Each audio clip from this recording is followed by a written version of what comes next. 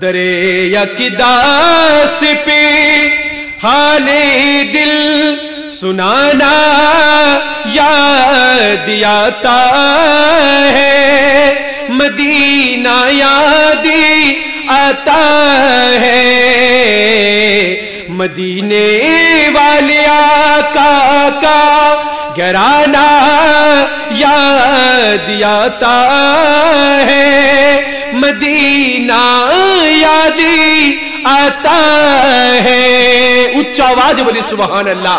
आशिकকে যখন বলা হয় ইশকের মাসালায় তুমি কাকে অনুসরণ করো, এখানে কোনো ইমাম মানা হয় না, ইমামুল আম্বিয়া একজন। যখন আশিককে জিজ্ঞেস করা হয় তুমি কোন দিকে রুজু করে আছো, আশিক বলবে বারংবার আমার দৃষ্টি আমার মুস্তাফার দিকে। এজন্য আলা হযরত আজিমুল বরকত সাহেব ইশকে মোহাব্বত ইমাম আহমদ রেজা খাঁ ফাজিলে বরলবি রহমাতুল্লাহ আলাইহি বলছেন, তেরি কদি मुंह में जूहे गैरों का मुंह क्या देखे, तेरे कदमों में जो है गैरों का मुंह क्या देखे, कौन नज़ीर रूप छिड़े दिखा की तलवार तेरा। उच्च आवाज बोलুন না সুবহানাল্লাহ। আমার নবীর যারা আশিক হবেন তারা একমাত্র তাদের দৃষ্টি থাকবে রাসূলে পাকের দিকে। কথা বলেন ঠিক কি না?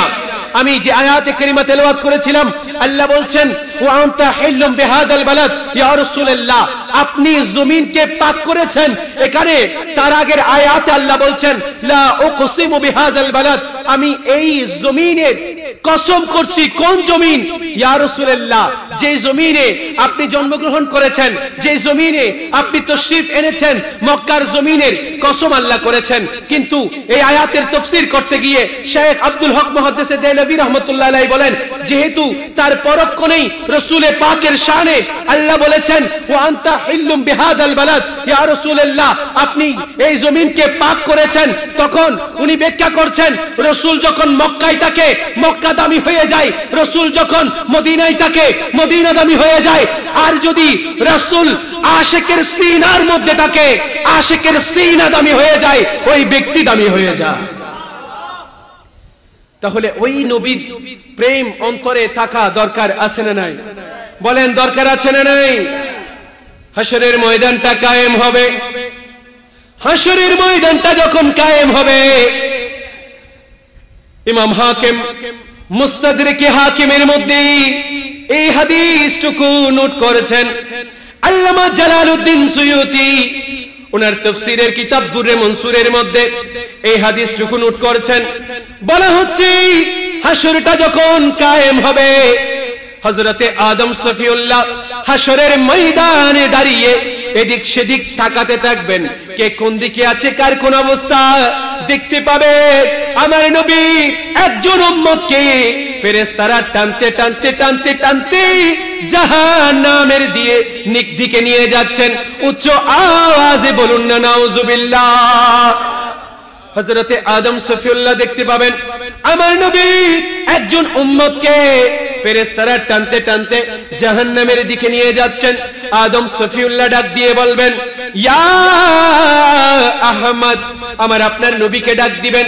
আমার আপনার নবী দূর দিয়ে আদম সফিউল্লাহর কাছে এসে বলবেন ইয়া আবুল বাশার, আপনি আমাকে কেন ডেকেছেন? আপনি আমাকে কেন ডেকেছেন? আজকের এই দিনে আমি বড্ড কষ্টের মধ্যে আছি, বড্ড পেরেশানির মধ্যে আছি, না জানি আমার কোন উম্মত কোন দিকে বেজে যায়, আমি তাদের জন্য চিন্তামগ্ন আছি। ওগো আবুল বশর, ওগো সমস্ত মানব জাতির পিতা, কেন আপনি আমাকে ডেকেছেন? কেন আপনি আমাকে ডেকেছেন? আমাকে একটু এলান করুন। বলবেন ইয়া রাসূলুল্লাহ, সাইয়্যিদি ইয়া হাবিবাল্লাহ, আমি একটু আগে দেখতে পেয়েছি আপনার একজন উম্মতকে ফেরেশতারা টানতে টানতে টানতে টানতে জাহান্নামের দিকে নিয়ে যাচ্ছেন। উচ্চ আওয়াজে বলি নাউজুবিল্লাহ।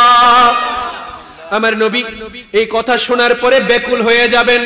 আরে কার লাগিয়া কন্দুরি মন, কার লাগিয়া বন্ধ, কার লাগিয়া কন্দরে মন, কার লাগিয়া কেউ তো তোমার আপনি হবে না না না, যে জনে হবে আপনার সে তোমাদি না, যে জনে হবে।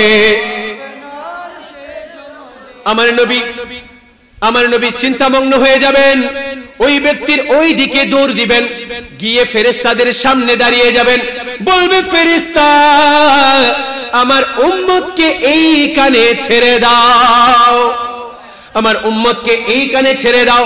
ফেরেশতারা বলবে ইয়া রাসূলুল্লাহ আমাদের কাছে কোনো ইখতিয়ার, বলেন না আমাদের কাছে কোনো ইখতিয়ার নাই। ইয়া রাসূলুল্লাহ আপনি একটু আল্লাহর সাথে কথা বলেন, সময় সংক্ষিপ্ত, আমি দ্রুততার সাথে বলার চেষ্টা করছি।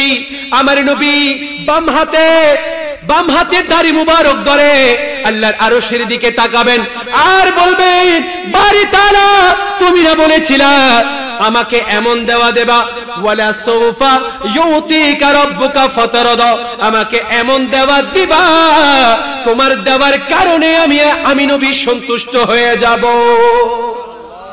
ওগো আল্লাহ আজকে আমার উম্মত কষ্টের মধ্যে আছে, আমার উম্মতকে জাহান্নামের দিকে নিয়ে যাওয়া হচ্ছে, আল্লাহ তুমি বলো না আমার উম্মত যদি জাহান্নামে যায় তাহলে আমি কিভাবে সন্তুষ্ট হই, আমার উম্মত যদি জাহান্নামে যায় আমি কিভাবে সন্তুষ্ট হই, ওগো আল্লাহ আমি কিভাবে সন্তুষ্ট হই। আমার আল্লাহ ডাক দিবেন ফেরেশতাদেরকে, ফেরেশতা তোমরা তাকে ওই আবার মিজানের কাছে নিয়ে আসো। ফেরেশতারা ওই ব্যক্তিকে মিজানের কাছে নিয়ে আসবেন, মিজানের কাছে যখন ওই ব্যক্তিকে আনা হবে, ওই ব্যক্তিকে যখন আবার তার আমলনামা মাপা হবে, আমার নবী নবুয়তের হাতে আস্তিন মুবারক থেকে একটা কাগজের টুকরা, সাদা একটা কাগজের টুকরা ওই ব্যক্তির নামায়ে আমলের মধ্যে দিয়ে দিবেন, ডান হাতের মধ্যে দিয়ে দিবেন। দেখা যাবে যেই ব্যক্তি এতক্ষণ জাহান্নামে ছিল ওই ব্যক্তি এখন জান্নাতি হয়ে গেছে।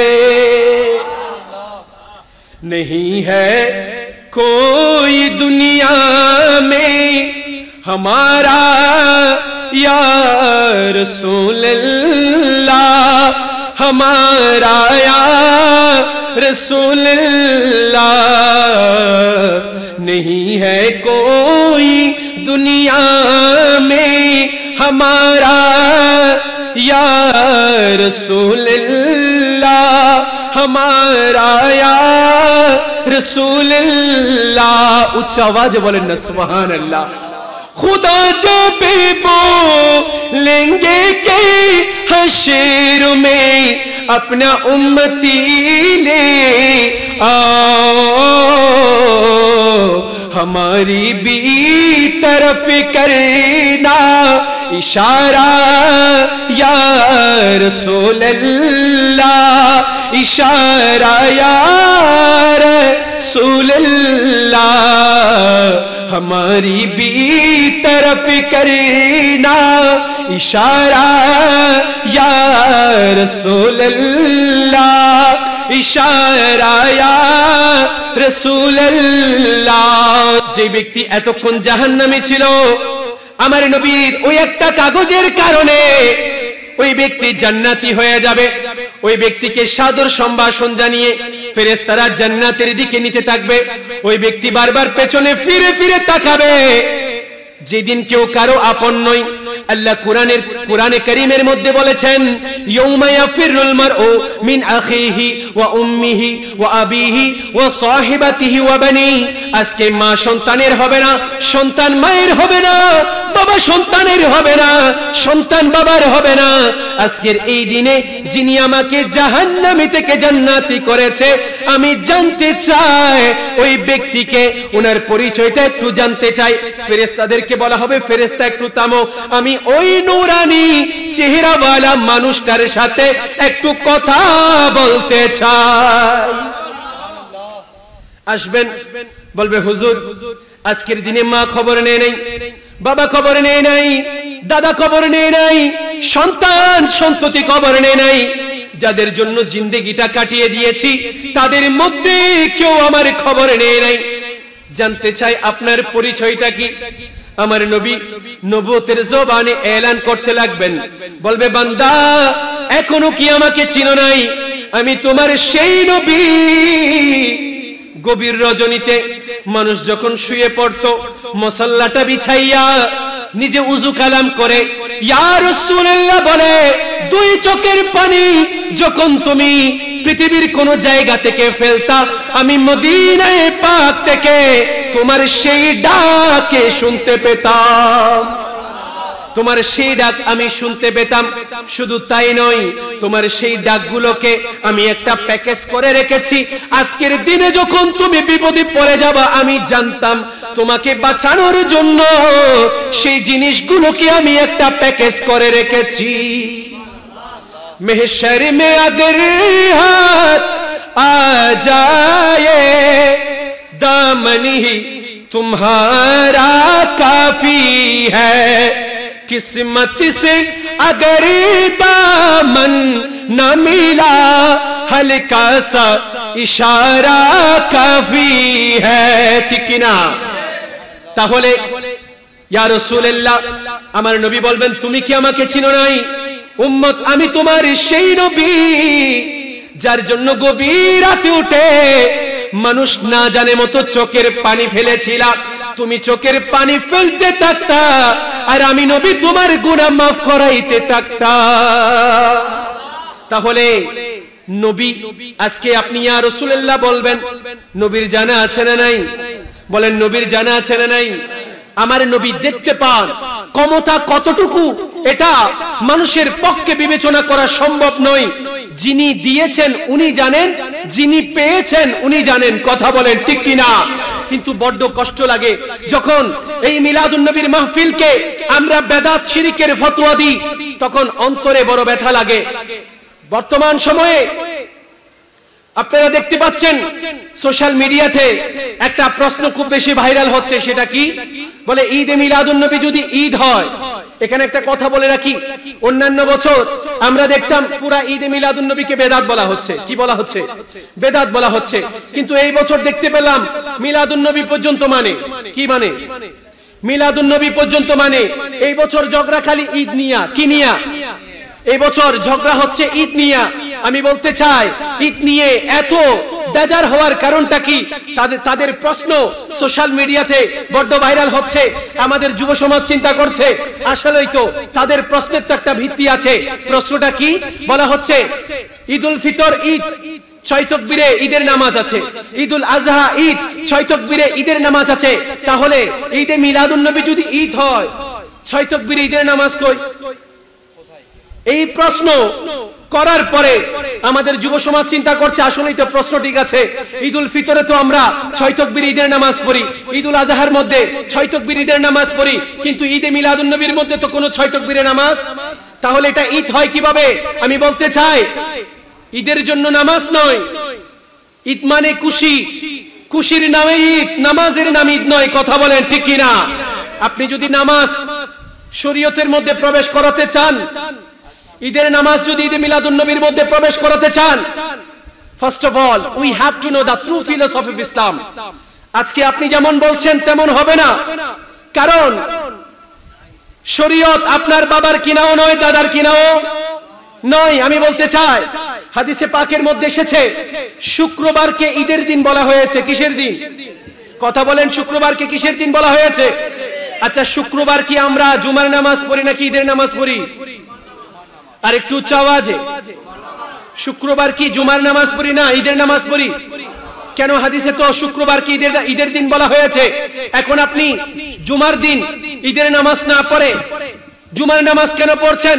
বলে শরীয়ত তো ওইটাই যেটা আল্লাহ যেভাবে দিয়েছেন, রাসূল যেভাবে এনেছেন, এখানে মানুষের কিছু প্রবেশ করানোর কোনো অধিকার।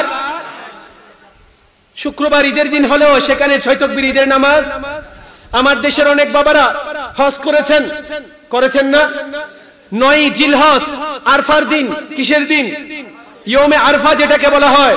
আরফার দিনকে হজের দিন বলা হয়, আরফার দিনকে ঈদের দিন বলা হয়েছে। কিসের দিন? আরফার দিনকে ঈদের দিন বলা হয়েছে। আমার প্রশ্ন, আরফার দিন কি আমরা আরফার আহকাম পালন করি না ঈদের নামাজ পড়ি? আরফার হাকামগুলো পালন করি, ওই দিন তো 6 তাকবীরে আপনি নামাজ পড়েন না, তাহলে ওই 2 ঈদের মধ্যে তো আপনি 6 তাকবীরে নামাজের কথা বলেন না। ঈদে মিলাদুন নবী আসলে আপনি কেন নামাজের কথা বলেন? আমি বলতে চাই, শরীয়ত আল্লাহ যেভাবে দিয়েছেন, নবী যেভাবে এনেছেন, সেটা মেনে নেওয়ার নাম ঈমান। আর যখন এটার বিরুদ্ধে কথা বলবেন, আপনার ঈমানটা আছে কিনা আপনি খুঁজে দেখেন। কথা বলেন ঠিক কিনা? আপনার ঈমানটা আছে কিনা আপনি খুঁজে দেখেন। শরীয়ত আপনি যেভাবে বলবেন সেভাবে চলবে, শরীয়ত আল্লাহ যেভাবে দিয়েছেন সেভাবে হবে। আল্লাহ আমাদেরকে বুঝার তৌফিক দান করুন। কেন আমি রাসূল পাকের শান ও আজমতের জিকির করি? মতান্তরে ৬৬৬৬ আয়াতের মধ্যে আল্লাহ প্রত্যেকটা সেকেন্ড জিনার প্রশংসা করেছেন তিনি রাসূল পাক। আমি কেন আল্লাহর জিকির করি, নবীর জিকির করি? আমার ভাইয়েরা, নবীর জিকির তো আল্লাহ করেন, তাহলে নবীর জিকির করাটা আল্লাহর সুন্নত। আর আল্লাহর সুন্নত যদি কোনো বান্দা পালন করে, আল্লাহ খুশি হবেন না বেজার হবেন? এখন সমস্ত দল নবীর পক্ষে কথা বলে, সমস্ত দল নবীর সুন্নাহর পক্ষে কথা বলে, সমস্ত ফেরকা নবীর, যত ইসলামের মধ্যে যত ফেরকা আছে সমস্ত ফেরকা নবীর পক্ষে কথা বলে, কিন্তু মতানৈক্যটা কোথায়? মতানৈক্য কোন জায়গায়? মতানৈক্য হচ্ছে আকীদার। মতানৈক্য কোন জায়গায়? আকীদায়। আমাদেরকে বলা হয় সুন্নিরা সব সময় আকীদার ওয়াজ করে, আমলের ওয়াজ করে না কেন? আমি বলছি, আকীদা সবচাইতে বড় আমলের নাম। আকীদা হচ্ছে সবচাইতে বড় আমলের নাম। আকীদার উপরে কোনো আমল নাই, আকীদার উপরে কোনো আমল নাই। এখন আসেন,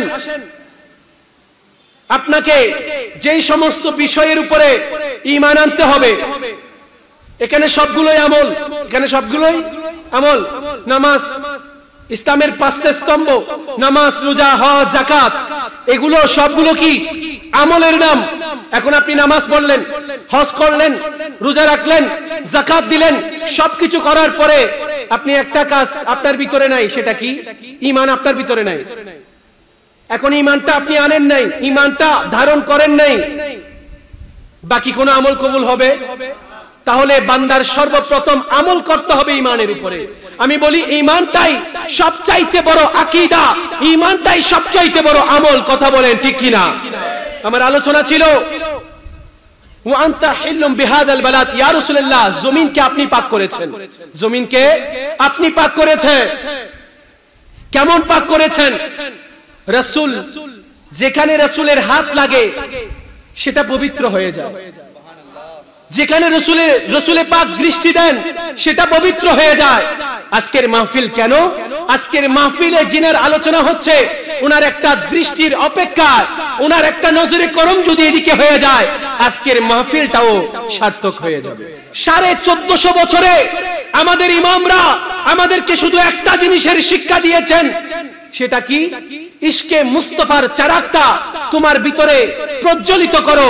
যদি ওটা প্রজ্বলিত হয়ে যায়, যার ভিতরে যত বেশি প্রজ্বলিত হয়, কেউ সিদ্দিক আকবর হয়ে যায়, কেউ ফারুক আজম হয়ে যায়, কেউ উসমান জুন্নুরাইন হয়ে যায়, কেউ মাওলা আলী শেরে খুদা হয়ে যায়, কেউ ফকির ফজল আলী শাহ হয়ে যায়। কথা বলে ঠিক কি না?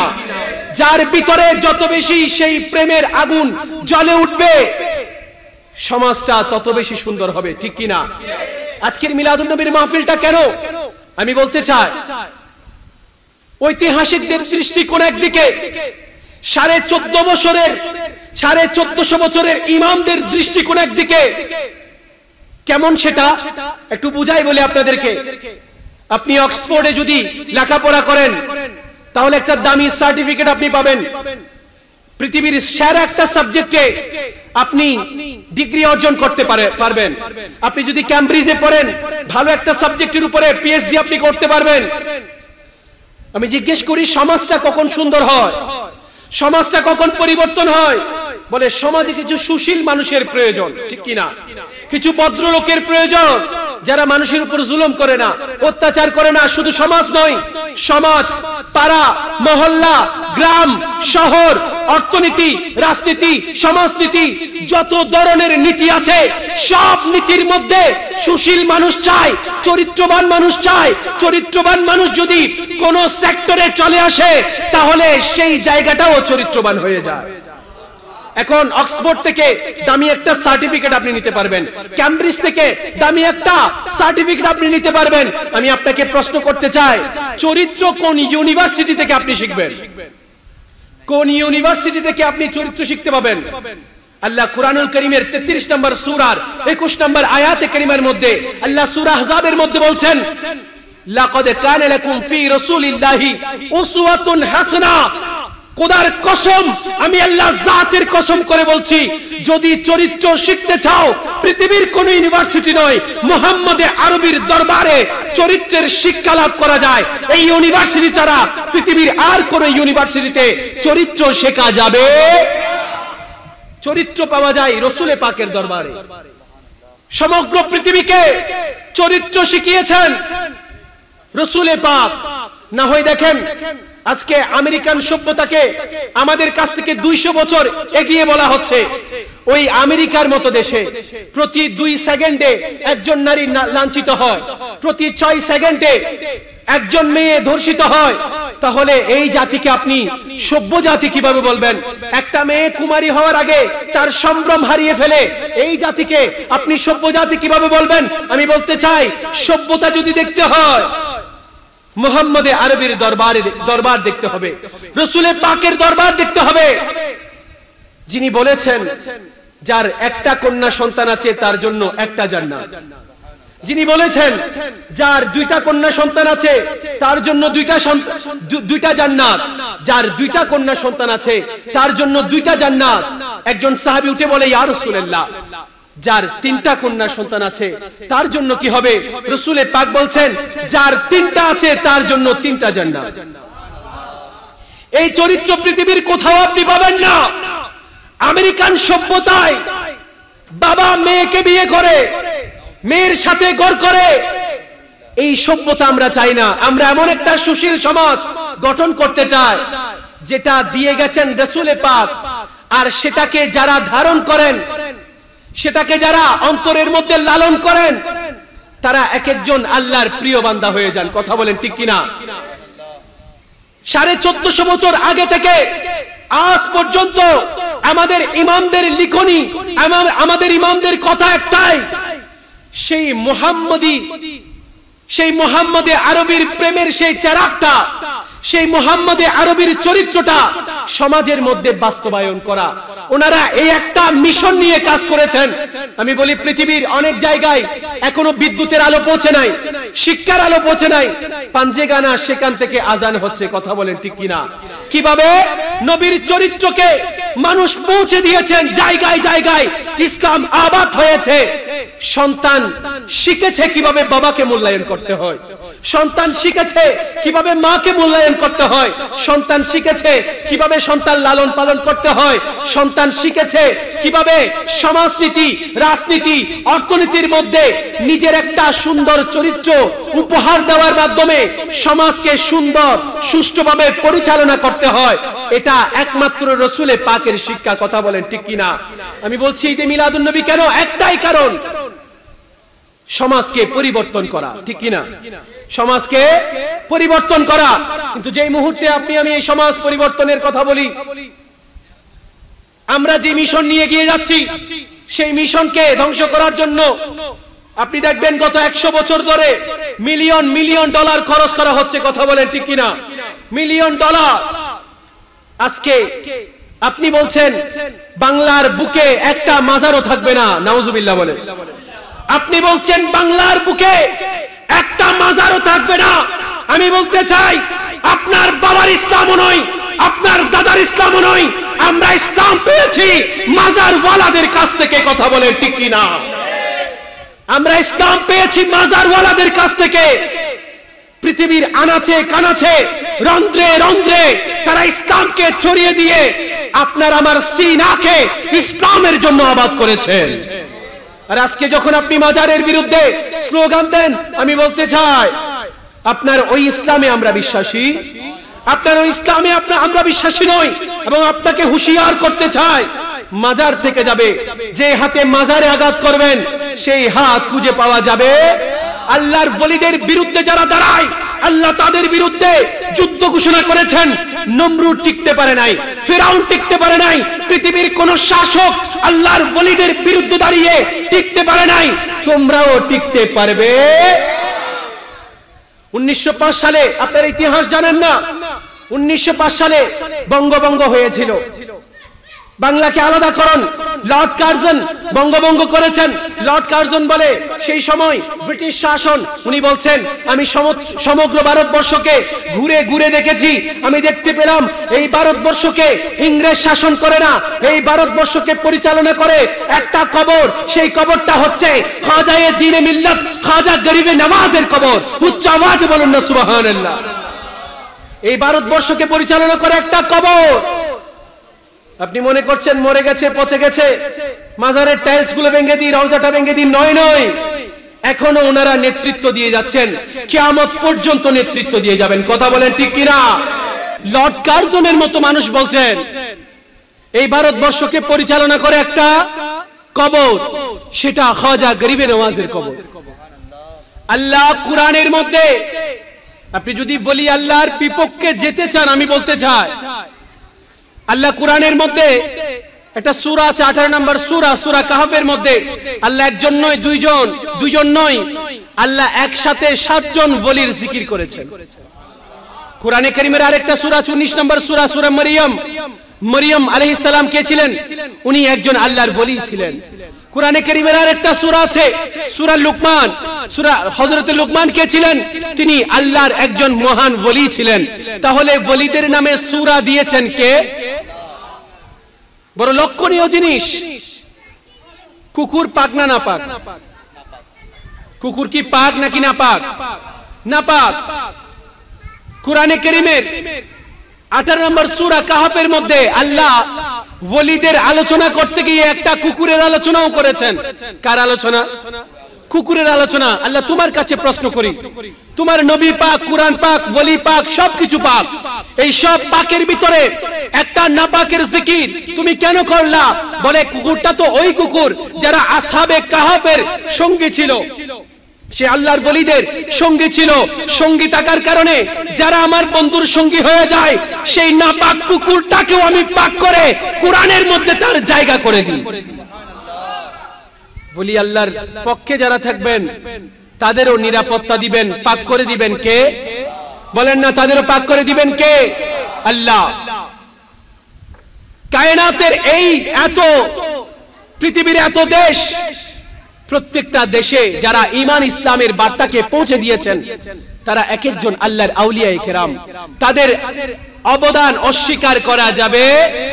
আমি বলছি না বাংলাদেশের প্রত্যেকটা মাজার সহিহ, ভণ্ডগুলোর বিরুদ্ধে দাঁড়ান, কিন্তু কোন আল্লাহর হক্কানি রব্বানি আল্লাহর ওলির মাজারের বিরুদ্ধে দাঁড়ানো যাবে? আপনারা বলছেন মাজারগুলো এই জন্য ভেঙে দিব, সেখানে পূজা হচ্ছে। কি হচ্ছে? পূজা হচ্ছে। আমি বলতে চাই, আপনারা না কয়দিন আগে বলেছিলেন পূজা মণ্ডপগুলো আপনারা পাহারা দিবেন? পূজা মণ্ডপে কি পাঞ্জেগানা আজান হয়? পূজা মণ্ডপে কি পাঞ্জেগানা নামাজ হয়? তাহলে আপনারা বুঝিয়ে দিয়েছেন আপনাদের আসলে কিছুর প্রয়োজন নেই। আপনাদের ইজম সমাজে বাস্তবায়ন করে আপনাদের শুধু ক্ষমতার প্রয়োজন, আর কিছুর প্রয়োজন। আল্লাহ আমাদেরকে হেদায়েত দান করুন। আউলিয়ায়ে কেরামের পক্ষে আল্লাহ আছেন। আউলিয়ায়ে কেরামের পক্ষে যারা আছেন তাদের পক্ষেও কে আছেন? আল্লাহ আছেন। কারণ ওনাদের সিনার মধ্যে রাসূল পাকের ইশকের দৌলত আল্লাহ এমন ঢালা ঢেলেছেন যে ইশক মানুষকে জান্নাতি করে। আমি একেবারে আমার আলোচনার সংক্ষিপ্ততার দিকে দিয়ে যাচ্ছি, শেষের সমাপনের দিকে নিয়ে যাচ্ছি আপনাদেরকে। আমি আয়াতে কারিমা তেলাওয়াত করেছিলাম, ওয়া আনতা হিল্লুম বিহাদাল বালাদ, ইয়া রাসূলুল্লাহ আপনি এই জমিনকে পাক করেছেন। বলেন তো জান্নাত দামি নাকি রাসূল পাকের রওজা দামি? এই একটা প্রশ্ন, শেষ আমার আলোচনা। জান্নাত দামি না রাসূল পাকের রওজা দামি? রওজায়ে রাসূল দামি। কত দামি? হযরতে ইদ্রিস আলাইহিস সালামের সাথে বন্ধুত্ব হয়েছে জান্নাতের ফেরেশতা, জান্নাতের পাহারাদার রিদওয়ানের সাথে। কার সাথে? রিদওয়ানের সাথে। প্রতিদিন বন্ধুর বাড়িতে বন্ধু আসা যাওয়া করে। ওই জান্নাতের ফেরেশতা রিদওয়ান হযরতে ইদ্রিস আলাইহিস সালামের বাসভবনে প্রতিদিন আসে দেখা করার জন্য। বন্ধু বন্ধুর বাড়িতে যাবে তাতে কোনো অসুবিধা, বন্ধু বন্ধুর বাড়িতে যাবে তাতে কোনো অসুবিধা নাই। বন্ধু প্রতিদিন আসে, কিন্তু ইনি তো নবী, ওনার কাছে ইলম হিকমতের ইলম বেশি। উনি একদিন বলতে লাগলেন, বন্ধু তুমি তো প্রতিদিন আমার কাছে আসো, কিন্তু আমাকে তো কখনো তোমার বাড়িতে নিয়ে গেলা না। তুমি প্রতিদিন আমার কাছে আসো, কখনো তোমার বাড়িতে আমাকে নিয়ে গেলা না। বন্ধু আমিও তোমার ওইখানে যেখানে তুমি থাকো আমি একটু যেতে চাই।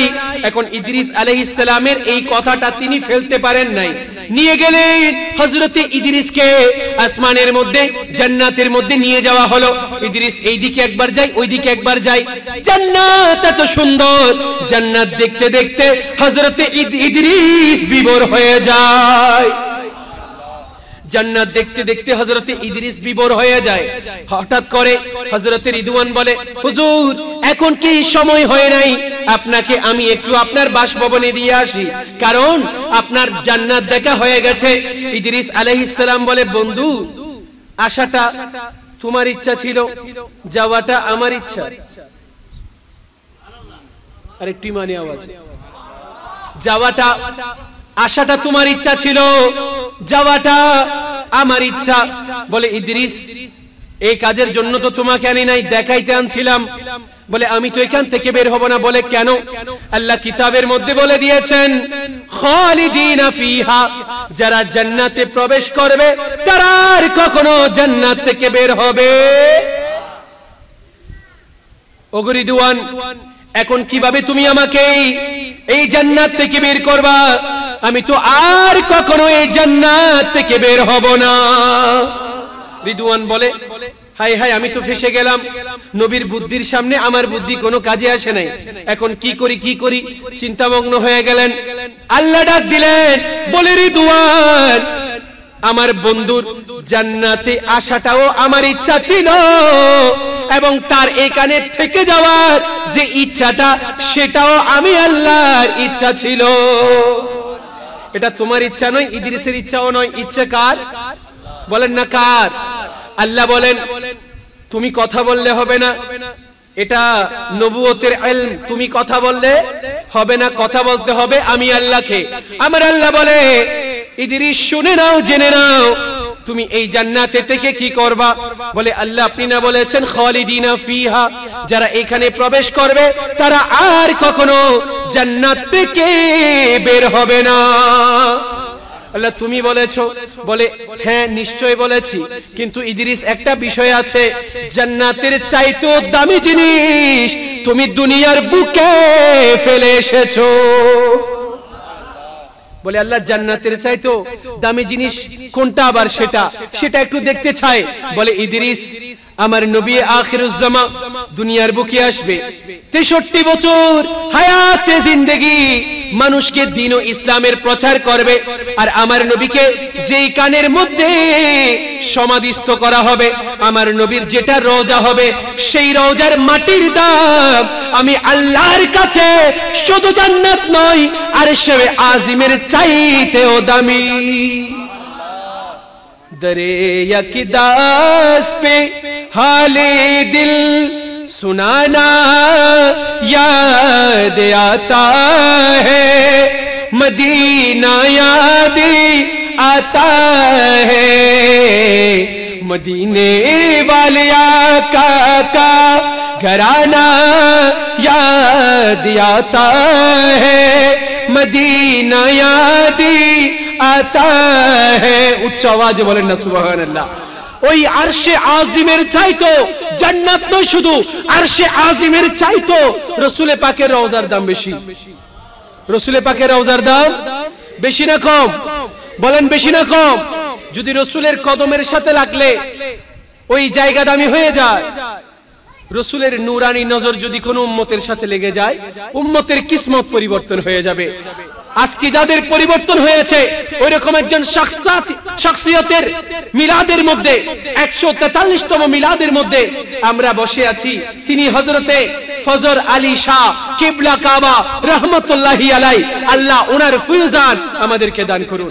আমি বলতে চেয়েছিলাম 1450 বছরের ইতিহাস। কয় বছর? 1450 বছরের ইতিহাস। আমাদের ইমামরা একটাই কাজ করেছে, ওই নবীর প্রেমের চেরাগকে মানুষের অন্তরে জ্বালিয়ে দেওয়া। ওই নবীর প্রেমের চেরাগকে মানুষের অন্তরে জ্বালিয়ে দেওয়া। আমি বলছি ঈদে মিলাদুন নবী কেন? ঈদে মিলাদুন নবীর কারণ একটাই, সেই প্রেমের চেরাগকে অন্তরে জ্বালিয়ে দেওয়া। আমি একেবারে সংক্ষেপে আলোচনা করার চেষ্টা করেছি, কারণ আমি জানি সময় আমি বেশিক্ষণ পাবো না। যতটুকু পেয়েছি আমার আলোচনাকে গুছানোর চেষ্টা করেছি। আল্লাহ আজকের এই আলোচনাকে, যতটুকু আলোচনা হয়েছে, আল্লাহ এবং রাসূলের সাথে এই আলোচনাকে কবুল আর মঞ্জুর করুন। আজকের মিলাদ মাহফিলকে কবুল আর মঞ্জুর করুন।